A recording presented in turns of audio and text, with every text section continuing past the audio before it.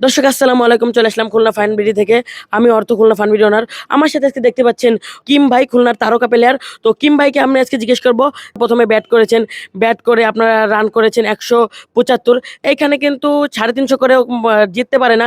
সেইখানে আপনি দেখতে পেলাম আপনার আপনার নেতৃত্বে অসাধারণ আপনি ম্যাচটি জিতে গিয়েছেন। তো এই ব্যাপারে আপনি কি বলতে চান?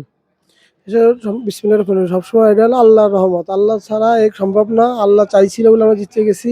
আর আমার যারা ছিল প্লেয়াররা ওনারা অনেক এফোর্ট করছে বলে আজকে এই আল্লাহর রহমতটা করেছে।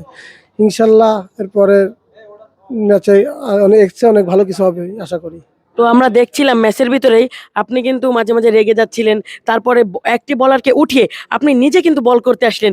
এই তখন আপনার ভিতরে আসলে কি কাজ করছিল, যদি আমাদের একটু বলেন? না, ও ভালো বলার। আসলে কি এখন এই শীতের সকাল অনেক সময় শরীর চলে না, শরীর ক্যাজুয়াল থাকে, এটা অনেক সমস্যা হয়। কিন্তু যখন শরীরটা হালকা হালকা ছেড়ে দেয়, গরম হয়, তখন আল্লাহর মধ্যে সবকিছু ঠিক হয়ে যায়। তা ও হালকা একটু আনকমফোর্টেবল বোধ করতেছিল, তখন আমি বুঝতে পারি ওকে রেস্ট দিয়ে আমি গেছি, যাই আল্লাহ রহমত করছে, ভালো কিছু হয়েছে।